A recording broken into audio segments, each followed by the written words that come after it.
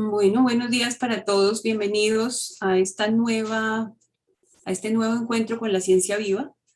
Hoy les ofrecemos excusas por el retardo, tuvimos algunos problemitas técnicos, pero ya estamos acá. Hoy vamos a tener una charla muy interesante con Astrid Acosta. Astrid es bióloga marina de la Universidad Jorge Tadeo Lozano.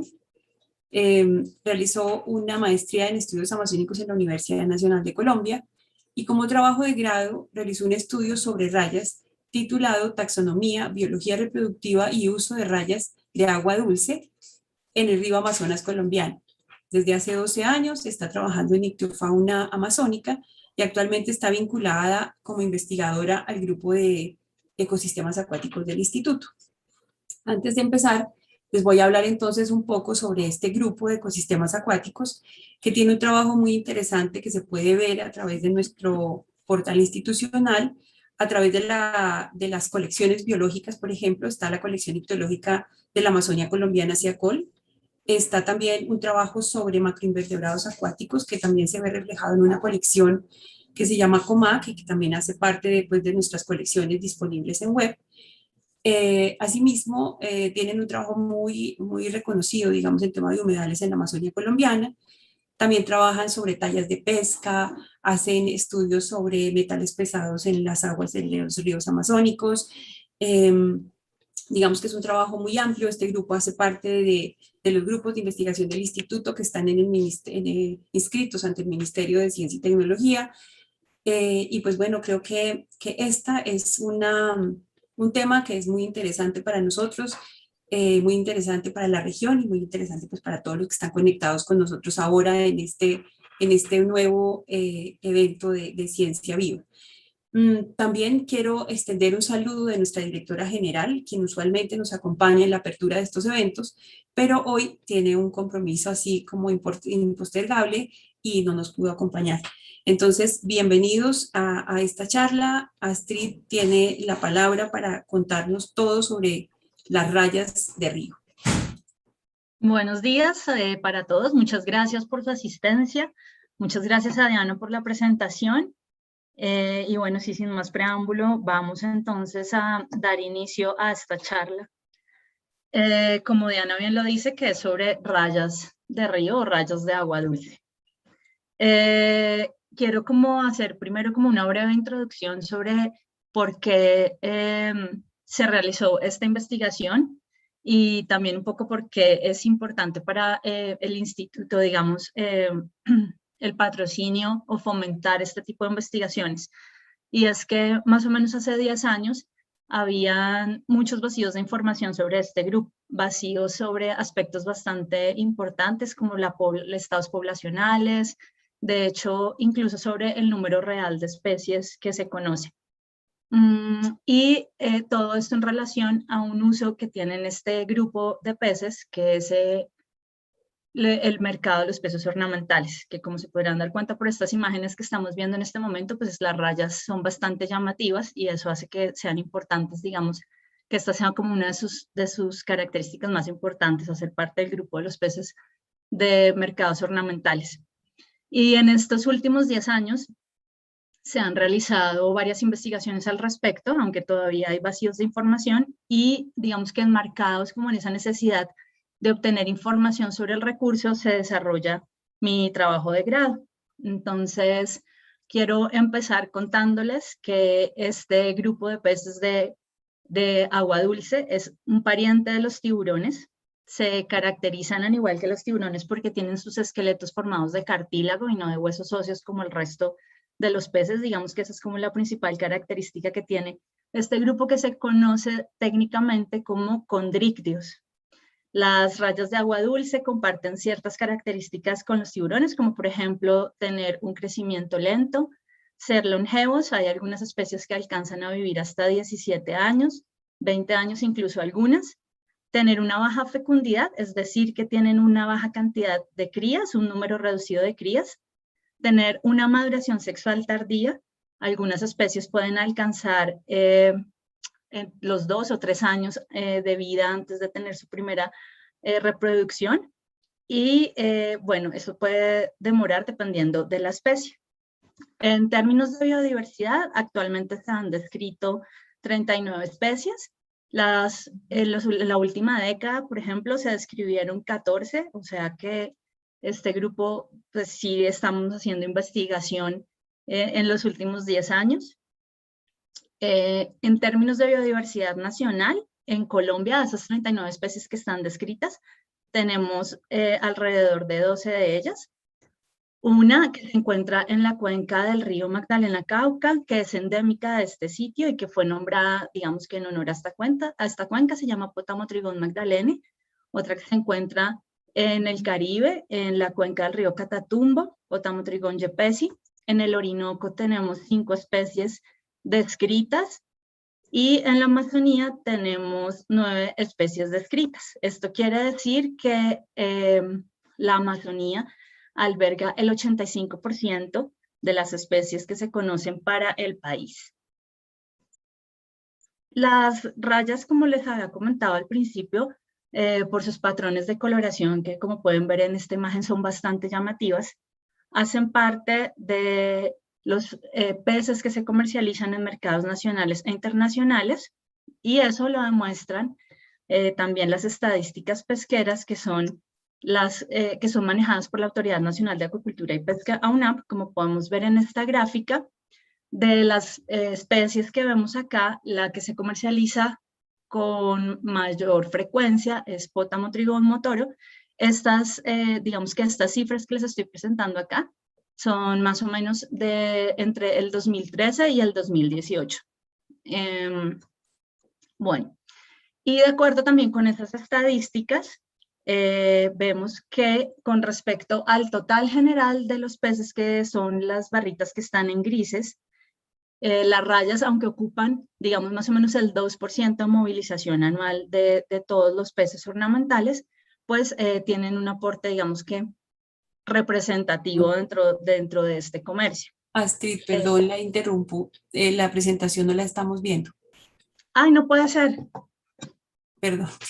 No, está bien. ¿Qué hago, Dianita? Ayúdame. Compartir pantalla. A ver, espérame un segundo. Zoom. Compartir pantalla. Compartir. Ay, no puede ser. Yo hice eso Ahora desde el sí. principio. ¿Ya? Ahora sí, sí. O sea que nada. O sea que hablé y nadie vio nada. Creo que no. Ah, bueno. A ver, intentemos otra vez. Pero esta sí la vieron, ¿o no? A Estas ver, un cositas momento. pasan. Si quiere, póngale desde el principio y ahí Sí, arrancamos. ya. Gracias. ¿Esta sí la vieron? Ahí estamos. Ahí hemos estado siempre, ¿sí? Ahí. Diana, ¿están viendo? Sí, señora, ahora sí estamos viendo.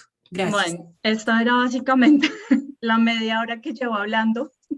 Esto era básicamente lo que les estaba mostrando en las primeras diapositivas, un poco como la de biodiversidad y las cifras más o menos de cuántas especies corresponden a cada una de las cuencas o de las regiones hidrográficas que tiene el país. Aquí les estaba mostrando un poco esos patrones de coloración que hacen que las rayas sean tan apetecidas en el mercado de peces ornamentales y un poco como las cifras de las que les hablaba en términos de porcentajes en los últimos 5 años, 2013, 2018 más o menos. Estas son las estadísticas nacionales. Aquí entonces les estaba hablando de la representatividad que tienen las rayas frente a los demás peces, a los peces óseos, digamos que también se comercializan en el mercado de los ornamentales. A ver, yo muevo un momentito esto para poder ver lo que está acá. Bueno, y entonces les iba a contar que ese porcentaje que vemos en rosadito, que es el que pertenece a las rayas, corresponden a 10 especies que, como les dije, en términos como generales, son el 2% de esas movilizaciones, que corresponden además a 502 especies, además pues de las rayas en este mercado. Así que digamos que ese porcentaje también bajo pues está relacionado con la cantidad de especies que se comercializan. También esas estadísticas de la UNAP nos cuentan que en estos mismos años que les mencioné, la mayoría de las especies que se comercializan provienen de la cuenca de la Orinoquía, seguido por las de la cuenca del Caribe, del Magdalena Cauca, y al final están las rayas del Amazonas. Pero ¿por qué sí, de acuerdo con estas cifras de biodiversidad que les mencioné, tenemos el 82% de las especies de rayas? ¿Por qué se comercializan menos desde Leticia y más desde la Orinoquía? Entonces, esto que les acabo de contar es más o menos un contexto para contarles que dentro de mi trabajo de grado, una de los objetivos que teníamos era averiguar qué tanto se comercializa el recurso desde Leticia, que es uno de los principales centros de acopio de la zona amazónica, de la región amazónica, con el ánimo también de entender un poco cuáles son esas intensidades, digamos, de pesca que está sufriendo el recurso en este momento.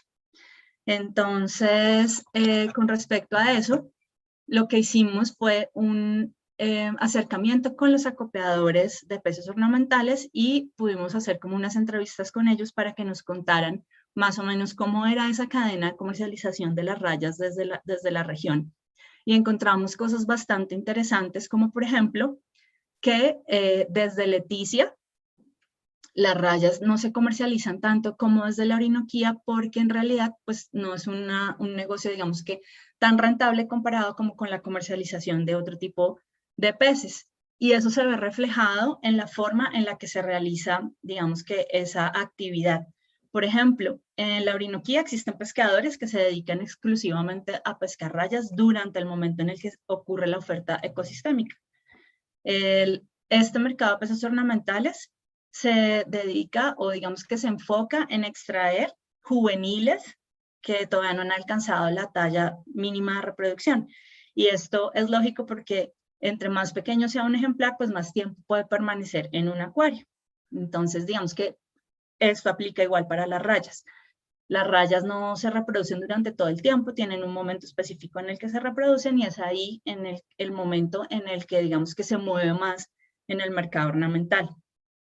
Entonces, en el momento en el que ocurre esta oferta ecosistémica en la Orinoquía, hay pescadores que se dedican exclusivamente a extraer el recurso para su comercialización y de hecho en esta imagen les estoy mostrando una red que ellos diseñaron para poder capturar a las rayas. Eso es algo que, por ejemplo, no ocurre en Leticia. En Leticia no existe como un mecanismo, un arte de pesca que esté diseñado exclusivamente para la captura de las rayas. Lo que más utilizan para eso pueden ser anzuelos que los acomodan de cierta forma, evitando que la raya sufra daños, o incluso redes de agalleras en las cuales se enredan con cierta facilidad, o también utilizan una linterna en la cabeza de noche y en las orillas de los ríos, que es donde habitan, las cogen como con unas especies de nazas. También en la Orinoquía se utilizan como estos cascos de ventilador, los desarman y utilizan el casco, con eso las atrapan y las pueden sacar con cierta facilidad para evitar que los ejemplares sufran daños. Entonces, esto que les acabo de contar, que no sean, digamos, que la actividad pesquera no se haya desarrollado en torno a la captura de peces, se ve reflejado en esas cifras anuales. Aquí las tengo nuevamente, y en rosado ahora les quiero mostrar que ese aporte que hacen las rayas desde Leticia al comercio de peces ornamentales en realidad es bastante pequeño. Y eso también tiene que ver con una cosa, que ese porcentaje, digamos, de ejemplares movilizados sea también tan reducido. Y es que una de las características principales de este grupo es su estrategia reproductiva. Las rayas de agua dulce, a diferencia de casi todos los peces, se reproducen, paren a sus crías vivas, no por ejemplo como el resto de los peces, en donde la hembra pone los huevos y el macho los fertiliza en el medio. Entonces las rayas de agua dulce tienen fertilización interna. Y para eso, pues obviamente, tienen ciertas adaptaciones. Y aquí vamos a hablar de como esas cosas interesantes que tiene este grupo de rayas. Y es que para que haya fertilización interna, pues el macho tiene una adaptación, el borde interno de una de sus aletas pélvicas, que son estas que vemos acá, están enrolladas y tienen un órgano copulador denominado clásper. Este órgano también lo encontramos en los tiburones, y así que esto es otro rasgo que comparten con ellos. Mientras que las hembras tienen, bueno, los bordes de sus aletas son normales y la fecundación se hace a través de la cloaca. Este tipo de reproducción tiene un nombre bastante raro, es viviparidad placentaria trofonemática. Suena complejísimo, pero en realidad es algo muy simple, les voy a explicar. Viviparidad, pues quiere decir que sus crías nacen vivas. Aplacentaria, A significa sin, es decir, que se desarrollan en la cavidad interna, pero no tienen una placenta. La placenta, digamos que es una característica exclusiva de muchos mamíferos. Entonces, ¿cómo hacen las rayas para que sus crías tengan un flujo continuo de nutrientes durante ese crecimiento? Pues ahí está la otra palabrita compleja, que es trofonemática. ¿Qué quiere decir eso? Las rayas, digamos, durante el periodo de gestación desarrollan una serie de filamentos que están unidas desde la cavidad, desde la cavidad abdominal de las hembras hasta los embriones, que son estos que vemos acá. Y son como ciertos pelitos, así los vemos en esta foto, y a través de ellos conducen nutrientes que van conectados directamente o a la boca o a los espiráculos de las crías, y pues a través de ellos es que toman los nutrientes. Las crías nacen completamente formadas, incluso nacen con otra de las características de este grupo, que es la presencia de una espina en el filamento caudal.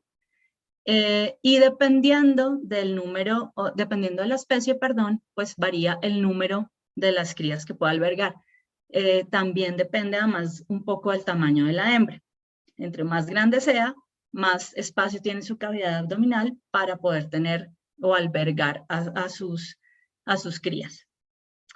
Bueno, entonces, digamos que entendiendo estas limitaciones un poco reproductivas, también parte de mi trabajo buscó entender qué pasa con la reproducción de la especie más importante, digamos, dentro de estas movilizaciones de mercados ornamentales, que es Potamo trigón toro, además que es una de las la más abundante en la zona de estudio. Y para ello hicimos una serie como de evaluaciones a partir de tomas de medidas corporales como el ancho del disco, toma de peso total y eviscerado de los ejemplares, peso de los hígados, de las gónadas y el establecimiento de estadios gonadales. Todo esto con el fin de tratar de determinar en qué momento o en qué talla esta especie alcanza la primera reproducción sexual. Entonces, después de una serie de cálculos y de emplear metodologías estandarizadas para obtener esta información, vimos que las hembras de esta especie se reproduce la primera vez, el 50% de los ejemplares se reproducen la primera vez, más o menos a los 38 centímetros del ancho del disco, es decir, esta longitud que les estoy mostrando acá, que es la que se tiene en cuenta para determinar, digamos, las tallas de estos ejemplares. Y que los machos, por su parte, se reproducen más o menos a los 35 centímetros. Las hembras se reproducen 3 centímetros por encima de los machos, y esto tiene que ver con lo que les mencioné, que entre más grande sea el ejemplar, más espacio tiene para albergar a las crías. El hecho de que además sean peces de cuerpo plano hacen que el espacio de esa cavidad abdominal se reduzca. Entonces, digamos que eso lo compensan un poco con mayores tallas de reproducción.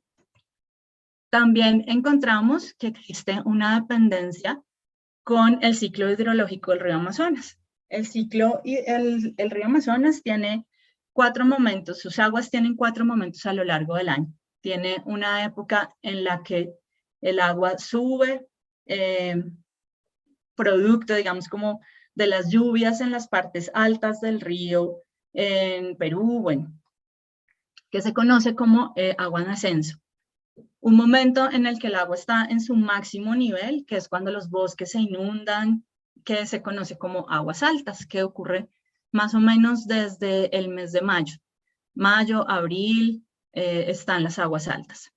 Ahí empieza nuevamente la época de descenso, más o menos hasta el mes de septiembre, y vuelve a iniciar el ascenso. Entonces, digamos que durante este periodo, durante las aguas en ascenso, ocurre generalmente el apareamiento de esta especie. En las aguas en descenso, pues las hembras están en gestación y los nacimientos ocurren más o menos en las aguas bajas. Esto tiene mucho sentido porque una vez ocurre el ascenso de las aguas, les comenté que los bosques se inundan y son como el escenario ideal para que las crías encuentren refugio dentro de esa vegetación que se sumerge, y no solamente refugio, sino pues también alimento, que en estas etapas de la vida son básicamente organismos muy pequeños como macroinvertebrados, acuáticos y algunos de origen terrestre.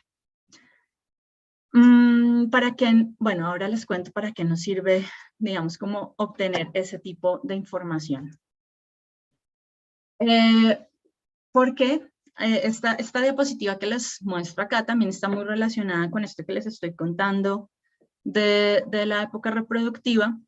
Y aquí vemos una imagen de un sistema lagunar que queda cerca de Leticia, que se conoce como Yaguarcaca. Es un sistema de 21 lagos que están interconectados y que tienen una dependencia muy fuerte con el río Amazonas. Se los muestro porque principalmente este es uno de los ríos, de los sistemas lagunares, perdón, en donde esas crías o esos recién nacidos de las rayas buscan refugio y se alimentan mientras tienen una talla un poco mayor que les permita evadir a sus predadores. En el mapa podemos observar un poco dónde queda localizada. Aquí en la zona sur de Colombia está los lagos de Yaguarcaca, y otro sector que también es importante, digamos, para la especie son los lagos de Tarapoto, que es una zona Ramsar denominada hace muy poco, que queda en Puerto Nariño, que es el segundo municipio de la Amazonia, del Amazonas, del departamento del Amazonas. Bueno, pero hemos hablado hasta ahora todo el tiempo sobre los juveniles, que son importantes en el mercado ornamentales. Pero no hemos hablado de los adultos. Entonces, ¿qué pasa también con los ejemplares adultos de esta especie y de las demás especies que se encuentran en este sector? También a través de la investigación hicimos encuestas con los pobladores de estos sitios importantes que son los lagos de Yaguarcaca y los de Tarapoto, para preguntarles qué hacen, digamos, con las rayas o qué uso le pueden dar, como digamos, a estos ejemplares. Y encontramos también cosas muy interesantes, como que pues evidentemente existen para consumo, se utilizan en la medicina, en la fabricación de algunos elementos, y también se usan como carnadas de especies que son mucho más importantes, pues no mucho más importantes, digamos, pero que se comercializan, digamos, al interior de Colombia. Y estos usos que se les dan están muy relacionados con la pesca incidental. Es decir, que en realidad no es que se les den estos usos porque las rayas sean la pesca objetivo, o que se ejerza una presión pesquera directa sobre los ejemplares adultos, por lo menos en este sector. ¿Qué quiere decir eso? Que si por casualidad cae una raya en la red, pues se aprovecha. Y la principal cosa que se hace con ellos es que se utiliza como consumo, aunque hay mucha gente dentro, digamos, de los pobladores que no lo hacen, porque la oferta también de peces en la región de la Amazonía es bastante elevada. Entonces pues las rayas, por ser peces planos, no tienen tanta carne, digamos, como los demás peces, así que no es que haga parte, digamos, fundamental de su dieta, pero pues como les digo, si caen, los utilizan. Una cosa bastante interesante también es que les dan un uso dentro de la medicina tradicional. Y esto es porque tienen dos usos básicos que se hacen a través, digamos, del aceite del hígado.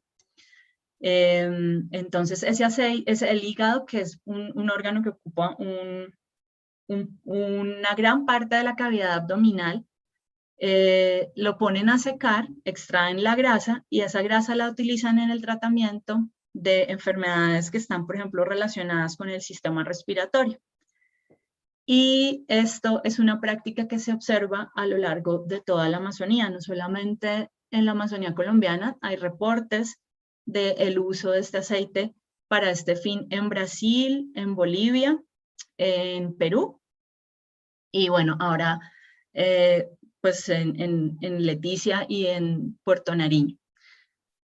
Al parecer esto está asociado con la presencia del escualeno, que es una sustancia que activa o que aumenta, que fortalece mejor el sistema inmune, así que tiene mucha relación que se utilice, digamos que en el tratamiento de este tipo de enfermedades. Otra cosa muy interesante que encontramos es que este aceite también se utiliza como un acelerador de los partos. Y esto es a partir, digamos, como de una creencia que surge porque cuando una raya está embarazada, digamos, al momento de extraerla del agua, ella como un mecanismo de defensa para favorecer, digamos, el crecimiento de sus crías, las pare como estén, pues digamos, ya tienen un grado de desarrollo avanzado. Y entonces los pescadores piensan o creen que las rayas paren con mucha facilidad. Así que digamos que en torno a esta creencia, cuando una mujer está en las labores de parto, suelen darle cucharadas de aceite de hígado de raya o lo untan en el vientre para, digamos que favorecer o facilitar el trabajo de parto. Ese 4.7% que vemos ahí, que corresponde a otros elementos, hace referencia a que, por ejemplo, la piel de las rayas se utiliza en la fabricación de elementos como tambores, incluso las rayas tienen una piel que está cubierta por una serie de dentículos dérmicos que las hacen bastante ásperas al tacto. Entonces, incluso pueden utilizar esas pieles en la elaboración de lijas, aunque digamos que este tipo de actividades cada vez se observa menos, pues porque obviamente ya existen y ya se pueden conseguir con mucha facilidad lijas comerciales como las que conocemos todos. Y bueno, como les mencioné, hacen parte también o las usan también como carnadas, principalmente de grandes bagres que se comercializan al interior del país, pues ellas hacen parte, cuando son pequeñas, hacen parte de las dietas de estos peces. A ver, un momento, yo corro esto. Bueno, entonces, ¿en dónde radica la importancia de este grupo? Y es que, como les mencioné, hacen aportes económicos a, digamos, como a esas economías familiares de algunos sectores en donde las ofertas de empleo formales como las que conocemos nosotros, pues son bastante reducidas. Pero además de eso, como todo el desconocimiento que existe alrededor del grupo, hace que sean vulnerables, digamos, a la sobrepesca, incluso contemplando esto que les acabo de mencionar de la pesca accidental, obviamente de la pérdida de hábitats, que está también relacionada con eso que hablábamos de los bosques inundados que sirven de refugio de las crías, y también en un tema de salud pública, que digamos que en Colombia no se llevan a cabo ciertas prácticas, como por ejemplo sí en otros lados de la Amazonía, y es que pues las rayas tienen, como les mencioné, otra característica y es la presencia de una espina o de un aguijón, más o menos como en la mitad de la cola, que utilizan únicamente como una estrategia de defensa, no es que la usen de caza ni ni nada por el estilo, y que en algunos momentos del año ocasionan pues serios problemas con turistas o gente que se mete al agua, pescadores incluso, y que por accidente las pisan y son, digamos que tienen serias lesiones a partir de estos encuentros con las rayas. Entonces, digamos que en algunos sectores, para evitar que esto pase, en los momentos en los que las rayas y la gente se encuentran en las playas, tienden a hacer como limpiezas, y eso quiere decir que, pues, que eliminan a las rayas que se encuentran en ese lugar. En Colombia, digamos, no hay reportes de este tipo de prácticas, pero sí, por ejemplo, les mutilan la cola para evitar que la espina o las espinas crezcan, o incluso a veces sí las sacan y las dejan como en las orillas, pero digamos que no es que se dediquen exclusivamente a hacer esto. Entonces, digamos que ante este panorama de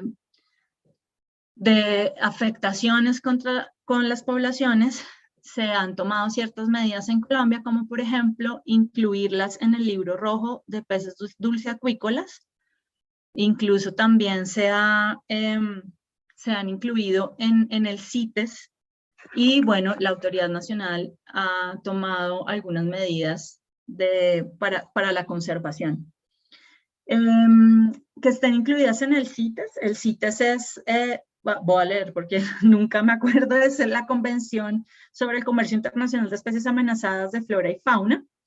El CITES maneja varios apéndices, las rayas están incluidas en el apéndice 3, y esto quiere decir que esa inclusión se hace por petición de alguna de las partes, es decir, en este caso Colombia le hace la petición al CITES para que por favor incluya las rayas y las beneficie, digamos, como evitando el comercio internacional, el comercio ilegal internacional entre países vecinos. Es básicamente lo que busca CITES.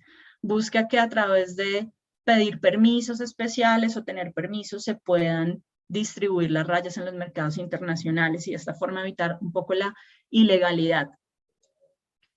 Y como les mencionaba, la AUNAP tiene una resolución en la cual evita o prohíbe el comercio y el transporte, la movilización de rayas hembras embarazadas o gestantes sin importar, digamos, la cuenca de procedencia. Otra cosa que tiene la legislación colombiana para proteger las rayas es que esa comercialización en el mercado ornamental se hace cumpliendo una cuota anual.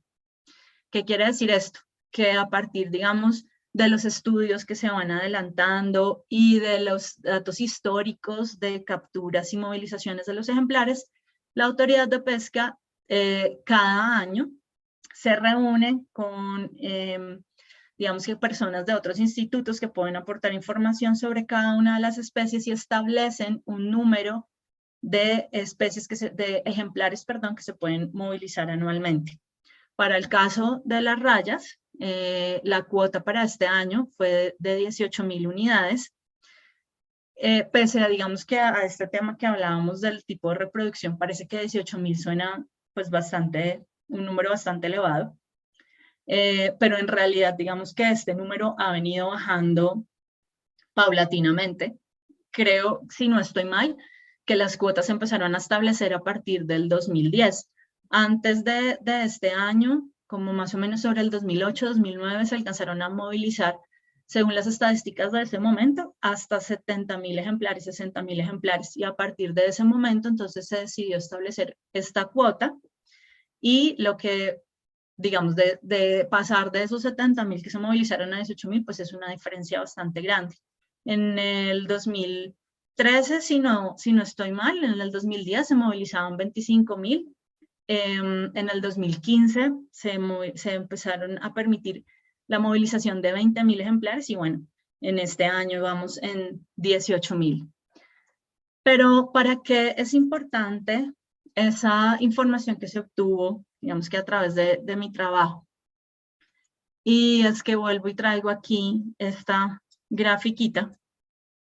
Y es que, bueno, como ya lo mencioné, la comercialización desde la Amazonía es bastante baja o es más baja comparada con las movilizaciones desde otros sectores, lo cual quiere decir que este establecimiento, por ejemplo, de cuotas se debería hacer considerando, sobre todo, pues obviamente para las especies de potamotrigónidos, que son las primeras que están acá y que aportan 9.900 ejemplares, se deberían hacer considerando, digamos, el aporte o la presión pesquera que se ejerce en cada una de las cuencas sobre el recurso. Las tallas mínimas de reproducción, por su parte, nos sirven para, en este caso, de los peces ornamentales deberían ser usadas al revés o al contrario de como se usa para los peces de consumo. En los peces de consumo, una talla mínima asegura, por ejemplo, que los ejemplares que no se hayan reproducido sigan en el agua y tengan la oportunidad de crecer hasta alcanzar esa talla mínima. Para el caso de los peces ornamentales, como el comercio se centra en los ejemplares juveniles, la talla mínima de reproducción debería ser diciendo, a partir de esta talla no se pueden sacar ejemplares. De esa forma aseguramos que los adultos que tienen la capacidad de reproducirse sigan en el agua, sigan en los ecosistemas. Y también se hizo un aporte al conocimiento de la biodiversidad de este grupo. Como esto hizo parte de un trabajo de grado, pues obviamente detrás de esto hubo mucha gente.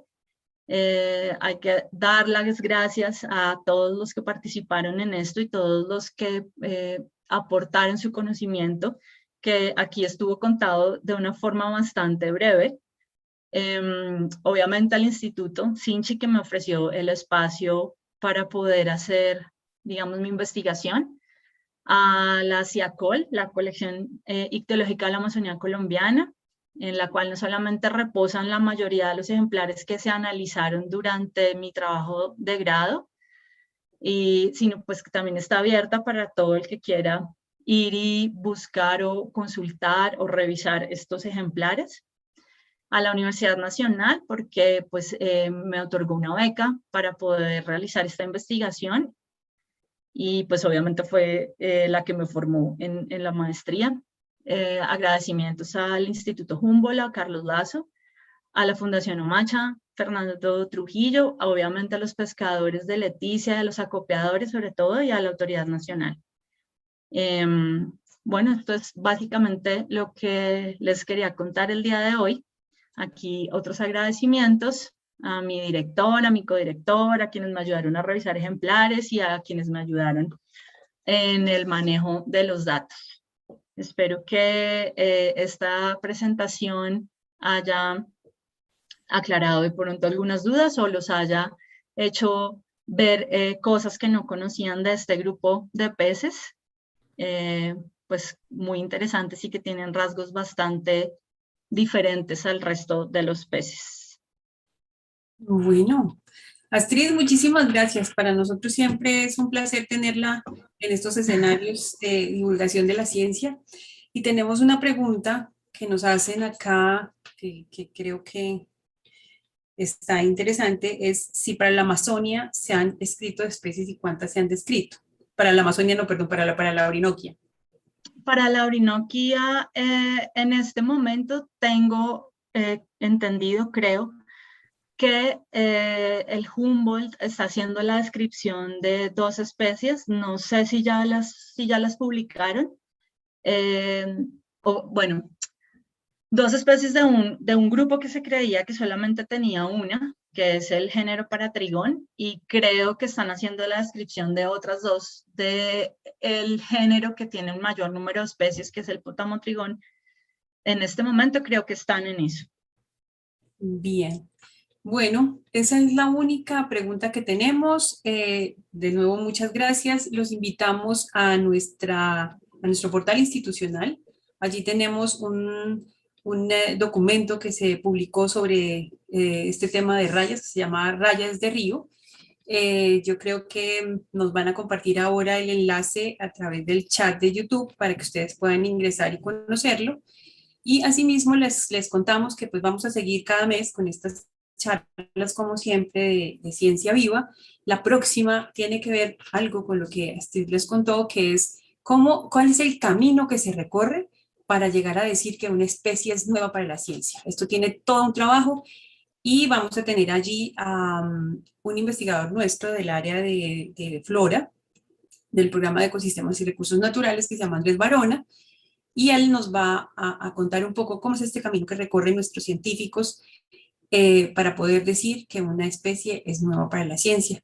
De nuevo, gracias a todos. Esperamos seguir contando con su presencia. Esta charla va a quedar disponible a través del canal del Instituto de YouTube para que la puedan repetir o la puedan compartir. Igualmente, creo que vamos a compartir la presentación en nuestro sitio de recursos gráficos para que la puedan ver completa en vista de que nos perdimos un pedacito.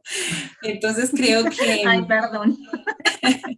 Creo que, pues bueno, con esto, nuevamente las gracias a quienes nos acompañaron y los esperamos en un nuevo evento de Ciencia Viva. Muchas gracias a todos. Ay, acá, perdón, antes de que terminemos, tenemos otra pregunta, lo siento. Acá me la acaban de enviar al chat.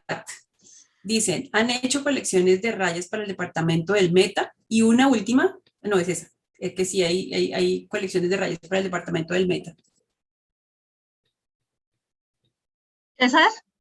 Sí, es una, ¿no? Bueno, específicamente para el departamento creo que no, pero muy seguramente en las colecciones que ya existen establecidas deben haber ejemplares del departamento. Nosotros, digamos, la SEACOL no tiene en este momento porque, pues digamos que lo único que hemos hecho en el departamento fue hace muy poco, la verdad, en Vista Hermosa. Bueno, y además, pues por la distribución geográfica también se sale un poco como de la injerencia amazónica, pero seguramente en colecciones como la del Instituto de Ciencias Naturales, seguramente en la colección del Humboldt o incluso en la Universidad del Tolima, en la colección de la Universidad del Tolima, de pronto pueden encontrar ejemplares de este sitio. Así como la SEACOL tiene su portal web disponible y tiene parte de la colección en línea, seguramente estas colecciones también las tienen, así que pueden hacer la consulta en cada una de ellas y ahí podrán revisar, digamos, qué material tienen del grupo. Perfecto. Bueno, y ahora sí, el que mucho se despide, pocas ganas de irse tiene, dicen.